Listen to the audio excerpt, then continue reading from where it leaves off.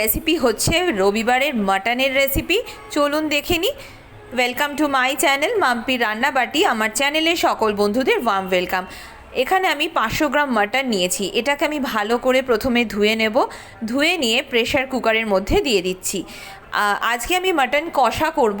আর মাটনের অনেক রেসিপি আমি আগে শেয়ার করেছি, তবে আজকে একটু অন্যভাবে করছি। চটজলদি কিভাবে মাটনটা করতে পারবো সেটাই আমি আপনাদের সাথে আজকে শেয়ার করে নেব। মাটনটা কিন্তু একদম ভালো করে ধুয়ে নিয়েছি, তারপরে এখানে দিয়ে দিতে হবে। আর প্রেশার কুকারে আমি 500 গ্রাম মাটনের জন্য 1 বড় কাপ জল ইউজ করলাম। এর থেকে বেশি জল আমার কোনো মতেই প্রয়োজন নেই। এরপরে আমি এর মধ্যে দিয়ে দেব পরিমাণ মতো পরিমাণ মতো নুন। নুনটা দিয়ে দিচ্ছি অল্প পরিমাণে, তার কারণ হচ্ছে এরপরে আমাদের আবার নুন দিতে হবে, তার জন্য নুনটা দিয়ে দিলাম প্রথমে অল্প করে।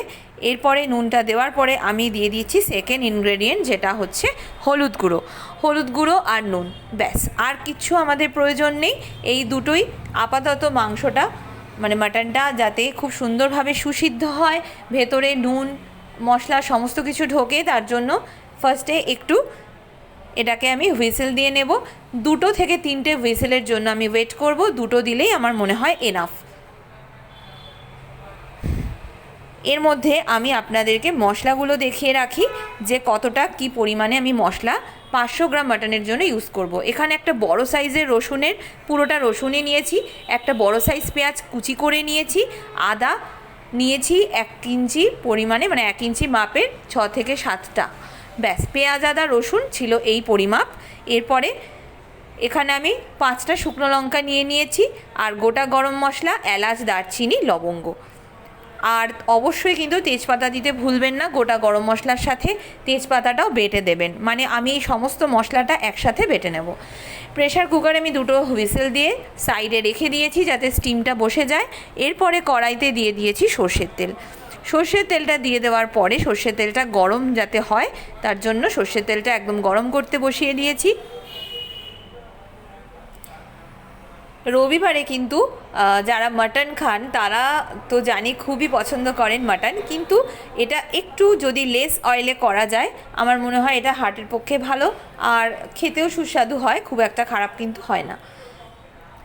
তো দেখুন, আমি কিন্তু এখানে 2 থেকে 3 বড় চামচ মতো সর্ষের তেল নিয়েছি, আর সর্ষের তেল ছাড়া মাটন কিন্তু ভালো লাগে না। তো এরপরে আমি এর মধ্যে তেলটা যখনই গরম হলো দিয়ে দিলাম পেঁয়াজ কুচি। পেঁয়াজটাকে লাল করে আমাদেরকে ভেজে নিতে হবে। আর সর্ষের তেলে মাটন, ফিশ এগুলো রান্না করলে কি হয়, এক তো খেতে সুন্দর লাগে, আর আমাদের কিন্তু স্কিনটা সুন্দর থাকে সর্ষের তেলে। তার জন্য সর্ষের তেলটা একটু খাওয়ার চেষ্টা করবেন, এতে স্কিন হেয়ার দুটোই কিন্তু খুব ভালো থাকে। এরপরে ভালো করে নাড়াচাড়া করে নেব।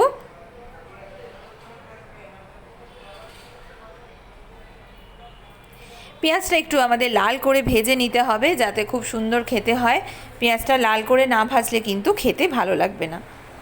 ব্যাস, পেঁয়াজটা মোটামুটি আমার লাল হয়ে গেছে। এরপরে আমি দিয়ে দিচ্ছি 2 টমেটো। 2 বড় সাইজের টমেটো আমি দিয়ে দিচ্ছি। যেহেতু আমি এটাতে দই ব্যবহার করছি না, তার জন্য আমি এখানে 2 বড় সাইজের টমেটো ইউজ করছি। টমেটো 2 সুন্দর করে ভেজে নেব যাতে এই যে শক্ত ভাবটা না থাকে, সেটা আমাদেরকে সুন্দর করে ভেজে নিতে হবে।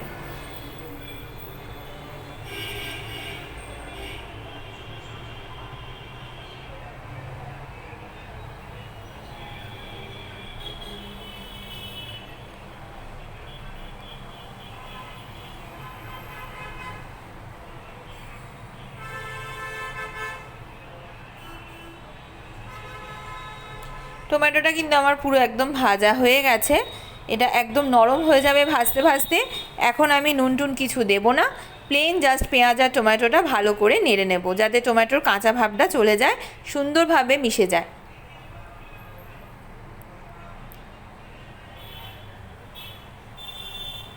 মাটন তো আমরা প্রায়শই খেয়ে থাকি, তবে আজকে একদম ঝটপট করে মাটন আমি আপনাদেরকে করে দেখাচ্ছি যাতে খুব সুন্দর খেতে হয় আর ঝটপট হয়ে যায়। তারপরে দিয়ে দিলাম এখানে পরিমাণ মতো নুন। নুনটা দেওয়ার পরে এইভাবে নাড়াচাড়া করে নিতে হবে।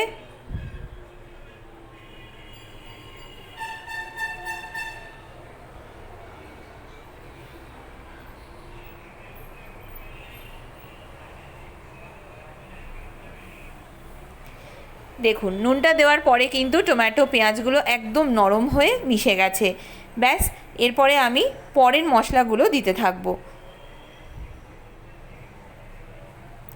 আপনারা কে কোন প্রসেসে মাটন করেন অবশ্যই কিন্তু সেই রেসিপিগুলো শেয়ার করতে ভুলবেন না। আমার ভালো লাগে নতুন নতুন রেসিপি শিখতে জানতে, এতে নিজের নলেজ বাড়ে, আরও শেখার আগ্রহ বেড়ে যায়। এরপরে আমি এখানে দিয়ে দিলাম যে মশলাগুলো আমি বেটে নিয়েছিলাম, গোটা গরম মশলা, শুকনো লঙ্কা, তেজপাতা, পেঁয়াজ, আদা, রসুন, এই সমস্ত মশলা আমি জল ছাড়া ভালো করে বেটে নিয়েছি। এরপরে এই সমস্ত মশলাটা আমি ভালো করে একদম কষিয়ে নেব।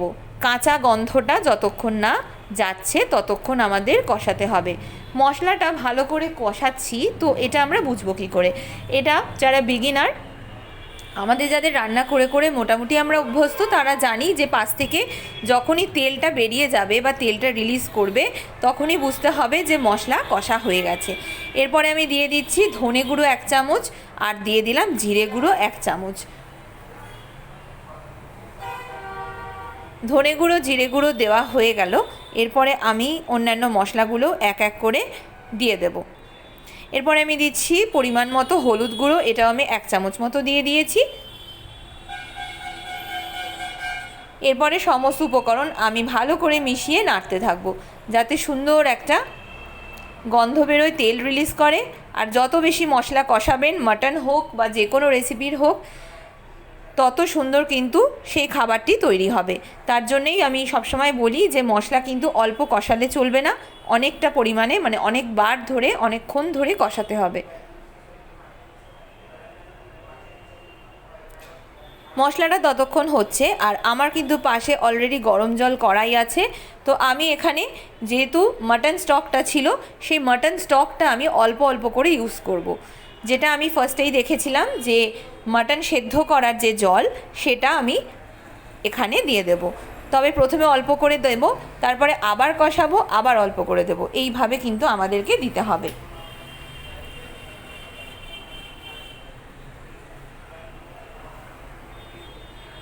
দেখুন মাটনটা কত সুন্দর কষানো হয়ে গেছে, মানে মাটন এখনও দিইনি যদিও, মশলাটা খুব সুন্দর কষানো হয়ে গেছে। এরপরে আমি স্টিমটা আমার বসে গেছে আর মাটনটা আমি এবারে দিয়ে দিচ্ছি।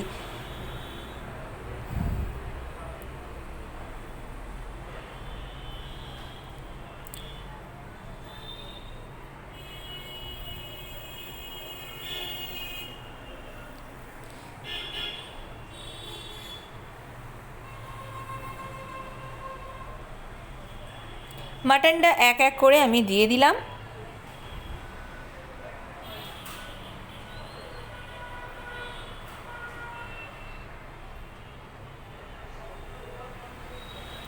এইবারে মাটন সমেত আমাকে এখন ভালো করে শুধু কষাতে হবে।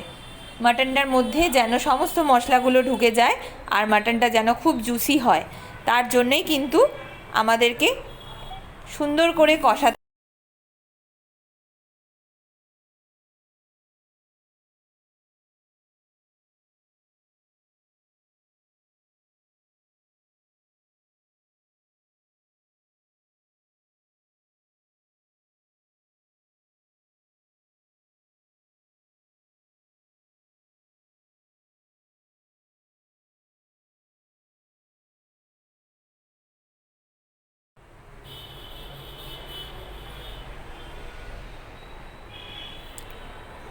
দেখুন মাটনটা একদম কষানো কিন্তু আমার অলরেডি ডান। তো এইভাবে কিন্তু মটনটা পুরোপুরি আমি কষিয়ে নিয়েছি, কিন্তু আমাদের এটা আরও কষাতে হবে যাতে সুন্দর একটা ফ্লেভার আসে, সুন্দর টেস্ট আসে।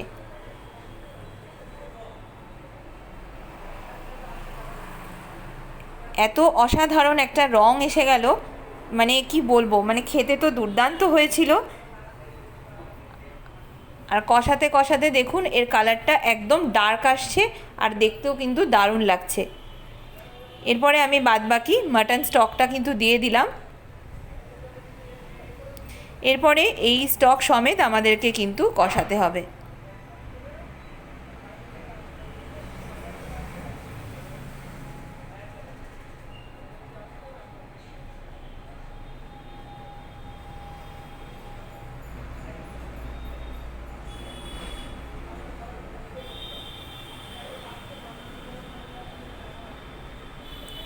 দেখুন কত সুন্দরভাবে আমি এটা কষিয়ে নিয়েছি। ব্যাস আমার কিন্তু এটা একদম প্রায় রেডি বললেই চলে, কিন্তু আমি এটাকে ঢাকা দিয়ে কষিয়ে ঢাকা দেব যাতে এটা আরও নরম হয়ে যায়।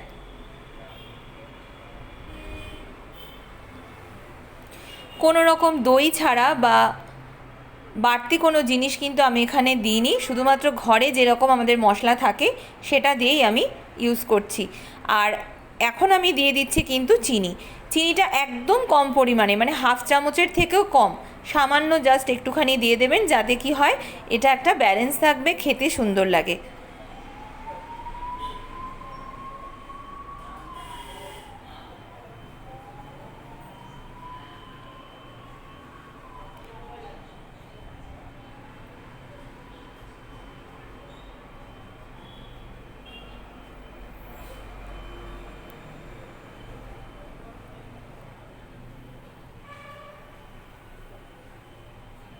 মাটনটা কষাতে কষাতে দেখুন পাশ থেকে কত সুন্দর তেলগুলো রিলিজ করছে, আর মাটনটা কিন্তু একদম নরম হয়ে গেছে।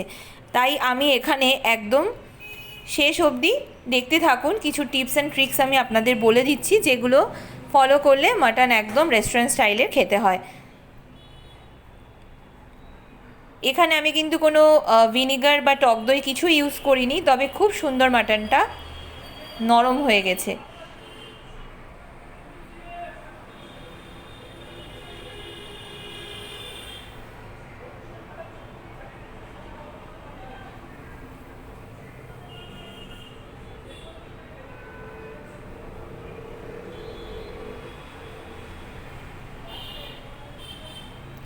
এরপরে আমি মাটনের যে অবশিষ্ট স্টক আছে সেটা আমি দিয়ে দেব।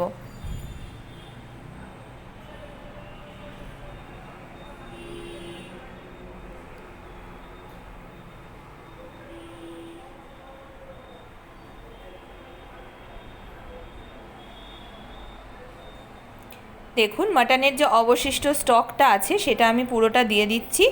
দিয়ে দেওয়ার পরে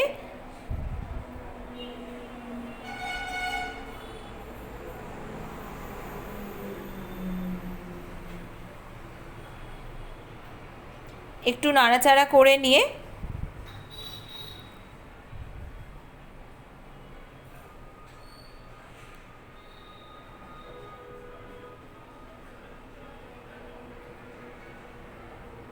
একটু নাড়াচাড়া করে নিচ্ছি জলটা দিয়ে দেওয়ার পরে। তবে আমাকে এখানে আরেকটু জল দিতে হবে। এবার জলটা আমি কেন দিচ্ছি সেটা আমি আপনাদেরকে বলে দেব।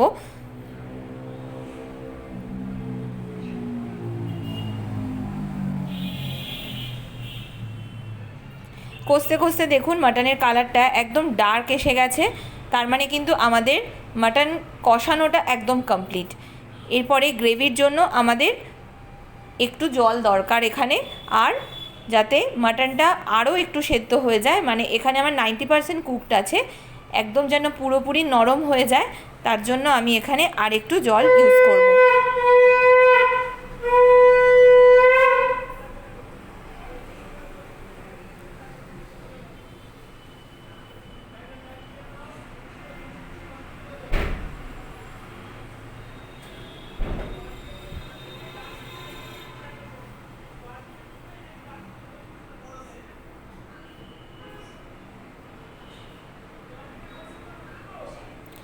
পাশে আমার গরম জল হচ্ছে, তো গরম জলটা হয়ে গেলেই আমি এখানে ট্রান্সফার করে দেব।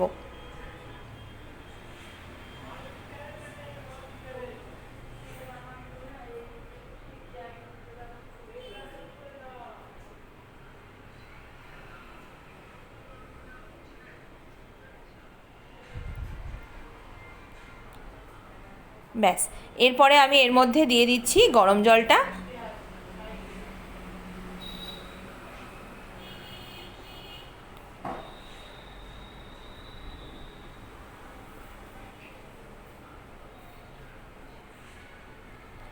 জল আমার এখানে দেওয়া হয়ে গেছে।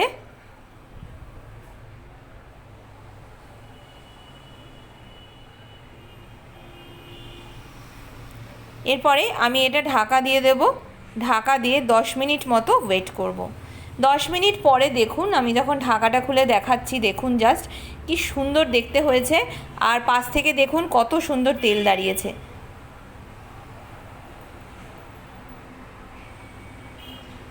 ব্যাস, আমার মাটন কষা কিন্তু একদম কমপ্লিট হয়ে গেছে। আর এইভাবে মাটন কষা খুব ঝটপট বাড়িতে বানিয়ে নিজে খান, এবং বাড়ির প্রত্যেককে যারা যারা মাটন খেতে ভালোবাসেন তারা এই মাটন খেলে আবার খেতে চাইবে, কারণ এটা এতটাই নরম হয়ে গেছে আর খেতেও জাস্ট অসাধারণ লেগেছিল। যেহেতু গোটা গরম মশলা আমি সমস্ত কিছু বেটে দিয়েছি।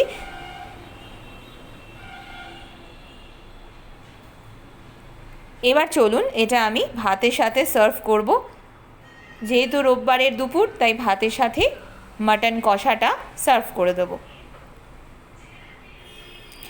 আর অবশ্যই কিন্তু সার্ভ করার আগে যে টিপসটা আমি সবসময় বলে থাকি আমার প্রত্যেকটা ভিডিওতে, যে 5 মিনিট মতো গ্যাসের ফ্লেমটা যখন বন্ধ করে দেবেন, একটু সেই অবস্থাতেই সেগুলোকে ছেড়ে দেবেন, একটু রেস্টিং টাইমে রাখতে হয়। তাহলে কি হয়, তার টেস্ট, স্বাদ যেমন খুব ভালো হয়, দেখতেও ভালো লাগে, আর তেলটা খুব সুন্দরভাবে দাঁড়িয়ে থাকে, তার জন্য দেখতে কিন্তু দুর্দান্ত লাগে।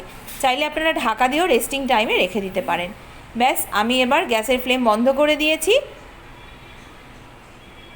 দেখুন, আশা করি আজকের রেসিপিটা আপনাদের ভালো লেগেছে। সবাই ভালো থাকবেন, সুস্থ থাকবেন।